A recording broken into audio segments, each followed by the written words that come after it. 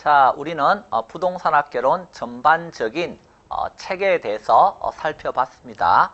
자, 그 다음에 구체적으로 이제 부동산 학이란 무엇인가 하는 걸 지금 살펴볼 것인데요. 자, 그러면 우리는 부동산 학이란 무엇입니까 했을 때 한번 생각해 보시죠. 어떤 파트든지 이렇게 접근을 할 때는 항상 이제 체계적으로 접근하시려면 무엇을 어떻게 왜 이런 질문을 한번 해보셔야 되는 게 육하원칙에 따라서. 자, 그러면 부동산 학은 무엇을 연구하는 학문일까 하는 걸 한번 생각해 보세요. 자, 우리 이미 배웠는데요. 부동산학은 여기 인간과 부동산의 관계를 연구하는 학문입니다. 자, 그런데 이 인간과 부동산의 관계라고 하는 표현이 상당히 추상적이죠. 그래서 학자들이 이걸 좀 더 구체적으로 이렇게 표현했습니다. 자, 무엇을 연구합니까? 그랬을 때 연구하는 대상이다. 그래서 표현하면서 이 인간이 부동산을 대상으로 해서 전개하는 여러 가지 관리적 측면의 행위들, 즉 활동이라고 하는 거에 포커스를 맞춰서 그 연구 대상은 부동산 활동이다라는 표현을 썼습니다. 이 부동산 활동은 부동산이 활동하는 것이 아니고요. 누가 하는 거요? 인간이 부동산을 대상으로 해서 전개하는 활동을 말하는 것입니다. 자, 이런 부동산 활동을 하게 되면 부동산에서 인식할 수 있는 것들이 생깁니다. 그것을 부동산 현상이다라고 표현을 했습니다. 뭐 어떤 게 인식할 수 있는 것이죠? 예를 들어서 도심에서는 집가가 높고 외곽으로 나가면 집가가 낮다 하는 걸 인식하고 있습니까? 예, 그런 것을 집가 구배 현상이다 이렇게 표현하는 거예요. 자, 직장과 주거지가 어때요? 분리되어 있더라. 직장은 도심에 있고 주거지는 저 외곽에 나가 있더라. 직주 분리 현상이다. 이렇게 부동산, 인간이 부동산을 대상으로 해서 이용 활동을 함으로써 인식하게 되는 여러 가지 현상을 우리는 부동산 현상이다 이렇게 쓰는 거예요.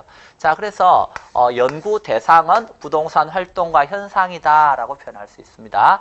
그런데 이 연구 대상이라고 하는 표현은 주로 일본에서 공부하고 온 학자들이 쓴 표현이에요. 그러면 미국에서 부동산학을 공부하고 온 학자들은요, 이 표현을 그대로 따라 쓰면요, 자존심이 상하죠. 그러면요. 그래서 미국에서 공부한 학자들은 무엇을 연구합니까? 하고 물었더니 연구하는 분야다 이런 표현을 썼어요.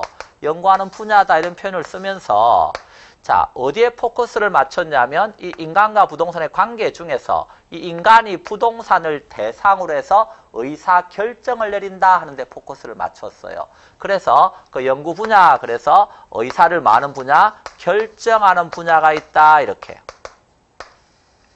어떤 분야가 결정 분야일까요? 이 인간이 부동산을 대상으로 해서 투자를 할까 말까 이런 것이 결정 분야래요.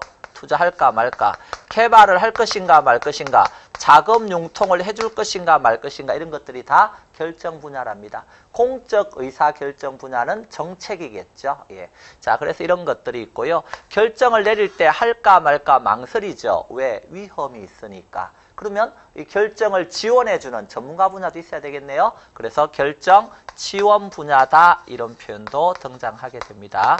그러면 결정 지원 분야는 전문가 분야니까 뭐 전문 자격증이 있는 것들이 있겠죠. 주택관리사, 공인중개사, 뭐 마케턴트 또는 감정평가사, 컨설턴트, 컨설팅 이런 것들이 다 뭐가 되겠다? 결정 지원 분야가 된다. 이렇게 봤죠.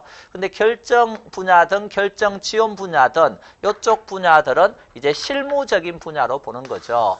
실무적인 분야라면 이론적인 측면에서 베이스가 되는 분야도 있어야 되지 않냐. 그래서 나오는 것이 기초 분야 이런 것이 되겠습니다. 그럼 이런 기초 분야는 부동산과 관련해서 부동산은 동산과 다르다는 특성에 대해서 알고 있습니까? 부동산 시장의 특성에 대해서는 알고 있나요? 부동산 관련된 법이라든가 각종 조세제도 이야기는 알고 있습니까? 화폐의 시간가치 이런 것들을 알고 있습니까? 이런 것들이 어떻다?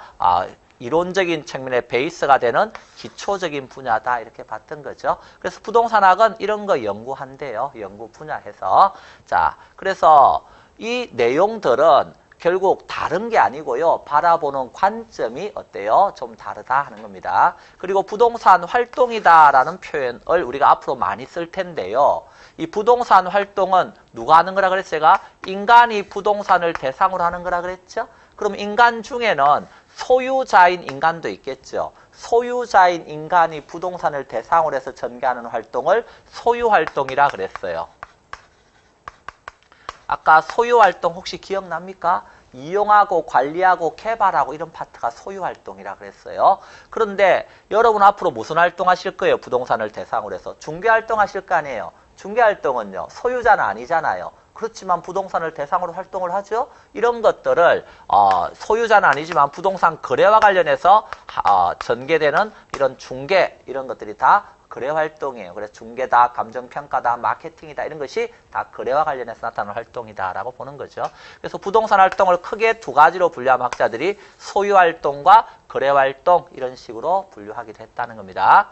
자, 그래서 무엇을 연구하는 것인가 하는 것에 대해서 지금 배웠습니다. 자, 정리를 합니다. 무엇을 연구하는 거라고요? 부동산학은 인간과 부동산의 관계를 연구하는 학문입니다. 그걸 표현할 때 연구하는 대상이다, 연구 분야다. 그래서 좀 더 구체적으로 인간이 부동산을 대상으로 해서 전개하는 여러 가지 활동들을 연구한다.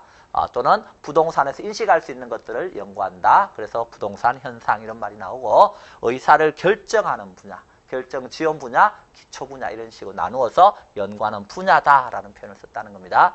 자, 무엇을에 대해서 학습을 했어요? 그러면 이제 왜 연구합니까? 라는 말이 나올 수 있겠죠. 왜 연구할까요?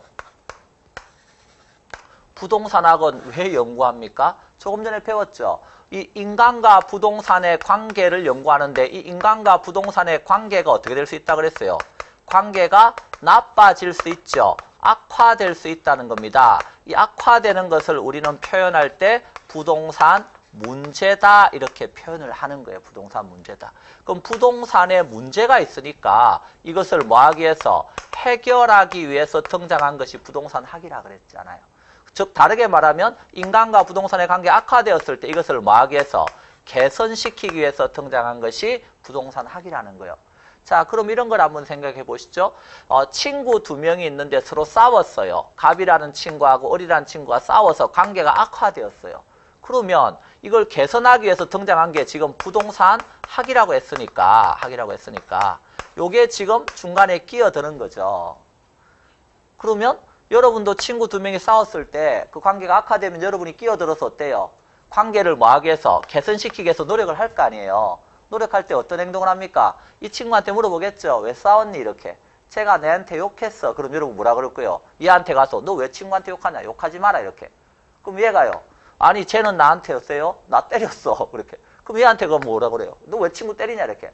너 욕하지 말고 때리지 말고 뭘 제시해주고 있죠? 그렇게 가야 인간과 부동산 친구 관계가 개선된다는 거예요.